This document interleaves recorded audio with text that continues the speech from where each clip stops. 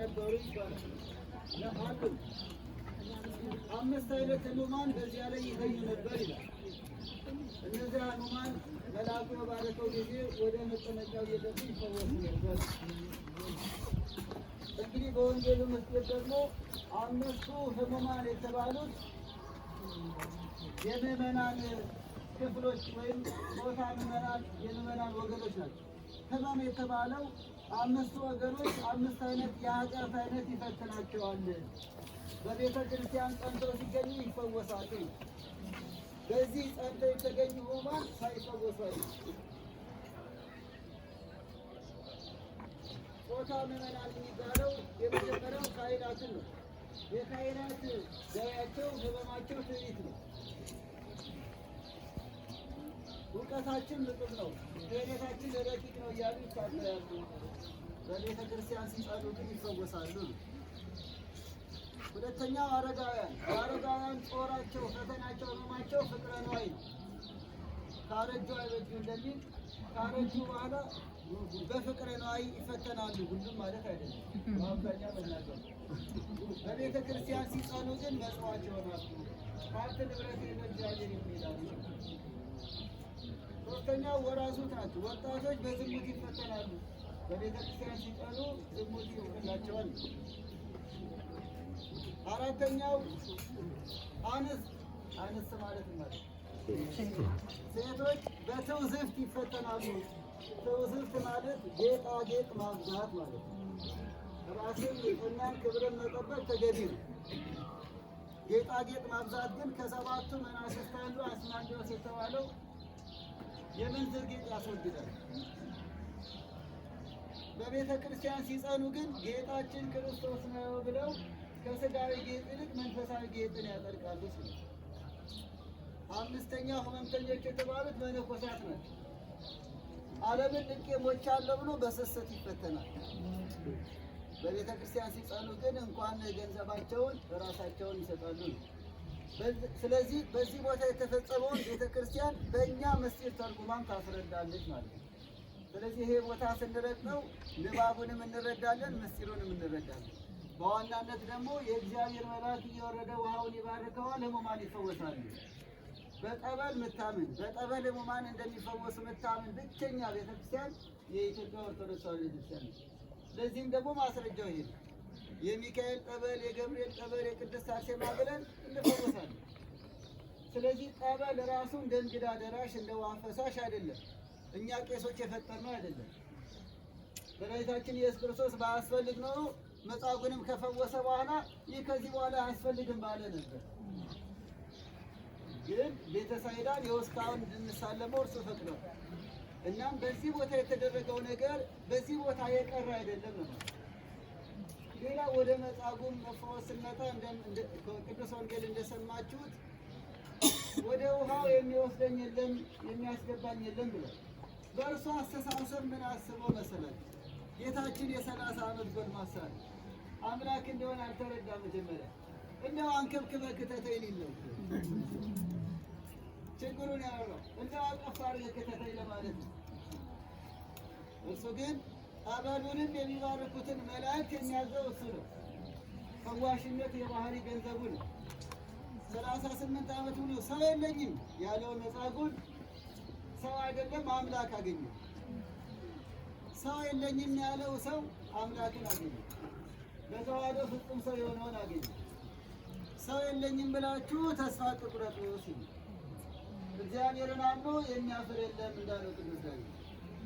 ሰው የለኝም፣ ገንዘብ የለኝም፣ ዘመድ የለኝም። በዘመድ ነው የመጣ ነው። እግዚአብሔር ፈቅዶ ነው። ዘመድ ሰው አስፈላጊ አይደለም እያልኳቸው ህዝባችን ሁሉ እግዚአብሔር ይጠብቅልን። የሚመካ ቢኖር ግን ትምክህት መመካት በእግዚአብሔር ነው ደግሞ ሰውማ ከሰው ጋር ነው የሚኖረው። ስለዚህ ትምክህታችሁ መመኪያችሁ ግን ሰው አይሁን፣ ሰውን የፈጠረ መድኃኒዓለም ክርስቶስ ይሁን፣ በሰው የታመነ የተረገመ ይሁን ይላል ኤርምያስ። ስለዚህ ሰው የለኝም ያለ መጻጉዕ መድኃኒዓለም ክርስቶስን አገኘ። እርሱም ደግሞ በጠበሉ ብቻ ሳይሆን ራሱ በቃሉ ልትድን ትወዳለህ። እዚህ ላይ የሚደንቃችሁ አስፈቅዶ ነው የሚፈውሰው። አስፈቅዶ ፈውሰውትም እኮ ጠባዩ አልተስተካከለም። የተከላከለች ሰውየው አለ ወንጌል ራሱ። ምክንያቱም ሳልፈልግ ነው ያዳነኝ ይል ነበር ማለት ነው። አስቸጋሪ ቆይ እንዲያጠበቅ አስፈቅዶት እንኳን አትናገር ብሎ። ስለዚህ ምንድነው እርሱ ነፃ ፈቃድን ሰጥቶናል። አሁን በቤተ ክርስቲያን የግድ ቁረቡ ተብሎ አትገዘቱ። በራሳችሁ ንስሐ ገብታችሁ ነው ወሰናችሁ ይቆጡ። በዚህ ቀን ንስሐ ተገቡ ተብሎ አይታወጅም። ንስሐ መግባት ይገባኛል ብሎ ምዕመናን በራሳችሁ ነው የምታደርጉ። እግዚአብሔር ነፃ ፈቃድ ሰጥቶናል። እሳትና ውሃ አቅርቦልናል። አሁንም የሚያሳየው ለመዳንም ለበጎ ነገርም በስጋው ደግሞ ህይወት ለመኖርም እግዚአብሔር ያስፈቅዳል። ይሄን ህይወት ትወዳላችሁ። እርሱንም አስገድዶ አልፈወሰውም። እናም በዋናነት ነፃ ፈቃድ የሰው ልጆች እንዲድኑ የመጣ አምላክ መሆኑን ይህም ደግሞ በፈቃዳቸው እንዲከተሉት አስገድዶ አይደለም፣ በፍቅር እንዲከተሉት ፈውስን መድኃኒትን ፈልገው እንዲከተሉት ያስተማረበት ነው። ከዚህ በኋላ አልጋ የሚደንቅ እኮ ነው። በዓይነ ህሊናውን አስቡት። አሁን በዓይነ ህሊና ጌታችን ክብር ይግባው በዚህ ቦታ ተገኘ። መጽሐፉ እዚህ አካባቢ እንግዲህ ቦታ ይሄ ነው ባንልም አልጋው ላይ ተጠምቋል። የምንገምተው መቼም ከመጠመቂያ ወደዚህ ነው። ወደ መመላለሻ እንኳን ያስጠጋው የለም።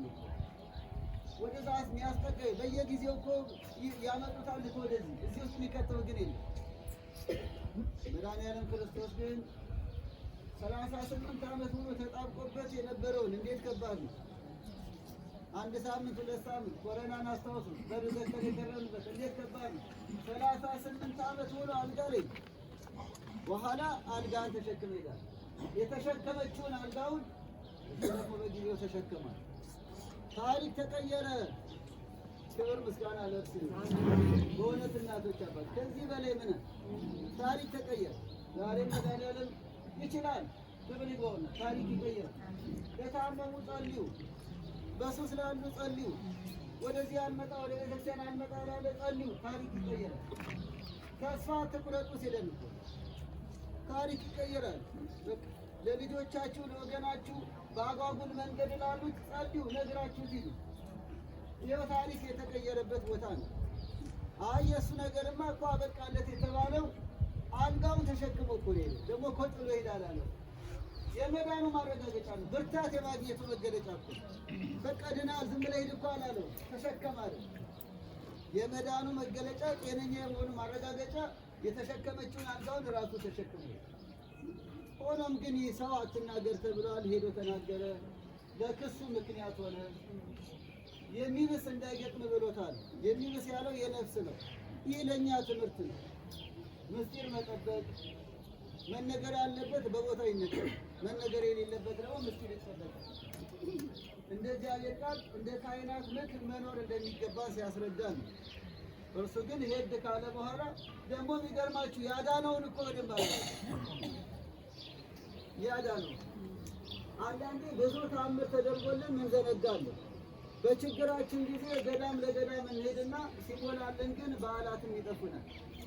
በታመመን ጊዜ ሚካኤል ገብርኤል እንልና በተፈወስን ጊዜ ግን ዛሬ ሚካኤል ነው እንዴ ብሎ ቀኑም ይጠፋል። ይህ እንደ መጻጉዕ ታጥቦ ጭቃ በሆነ ነው እንዴ ይጠፋል። ከተፈወሰ በኋላ ያዳነውን ይረሳሉ። አልፎልናል ብለው ቤተክርስቲያንን ይረሳሉ። ተሾመናል ብለው ነገ በመቃብር ይመጣሉ፣ በሳጥን ይመጣሉ። እናም ይሁንን ያስተምራል። እግዚአብሔር ታሪክ ይቀይራል። ከዚያ በኋላ ግን አመስጋኝ ሆኖ መኖር እንደሚገባ ያዳነንን ለእርሱ ተገዝተን መኖር እንደሚገባ ይህን ሁሉ ምስጢር የያዘ ድንቅ ቦታ ነው። እንግዲህ በዚህ አቅጣጫ ቅድስት ሐና ብለናል። ሐናና ኢያቄም የኖሩበት ነው። የረገጡት የኖሩት ነው። ድንግል ማርያም የኖረችበት ነው። በረከታቸው ይደርብን። በዚህ አቅጣጫ ደግሞ ጌታችን መድኃኒታችን ኢየሱስ ክርስቶስ የረገጠው ቦታ ላይ ያለ ነው። ከሁሉ በላይ ደግሞ መጨረሻው ከሰማይ መላእክት እየወረዱ ይባርኩት ቦታ ነው። ምን አይነት ቅዱስ ነገ ብንሄድ ይቆጨናል። ከሰማይ መላእክት እየወረዱ ይባርኩት ቦታ በመጽሐፍ ቅዱስ ላይ ተመሰከረ። ሕሙማን የሚፈወሱበት ቦታ። ይሄን ቦታ ከመርገጥ በላይ ምን አለ? ይህንን ያሳየን አምላካችን ክብር ይግባው። ብዙ ድንቅ ቦታ፣ ብዙ ታሪካዊ ቦታ ከዋይት ሀውስ እስከ ተለያየ ቦታ አይታችሁ ሊሆን ይችላል። በእውነት ከዚህ ይበልጣል? የሰማይና የምድር ንጉሥ የምድር ነገሥታት ቤተ መንግሥት አይታችሁ ሊሆን ይችላል። የሰማይና የምድር ንጉሥ ኢየሱስ ክርስቶስ ከረገጠው ቦታ በላይ ምን አለ? እነ ቅዱስ ሚካኤል እነ ቅዱስ ገብርኤል እየወረዱ ከሚባረኩት ቦታ በላይ ምን አለ? የወላዲተ አምላክ ወላጆች ሐና ኢያቄም ከኖሩበት ቦታ ከመርገጥ በላይ ምን አለ? ቤተ መንግሥታችን ይሄ ነው። እዚሁ በኖርንም ደስ ባለን፣ ግን ብዙ ቦታ ስላለ እንኳን መኖር አናረፍም። በዓይነ ሕሊናችን ይሳልልን። የዮሐንስ ወንጌል ስንት ነው? ምዕራፍ 5 በቃ እንዳዘነጉ ይህን ይመስላል። የቀረውን በተለያየ ጊዜ ላይ ማብራሪያ እንሰጣለን። ከዚህ የተሻለ መምህራንም ይገልጹላቸዋል። አሁን ይበቃናል። አሁን ስለሚመጡትን እንገልጻለን። አሁን ግን የሰማቸው አደራ የምንለው በጣም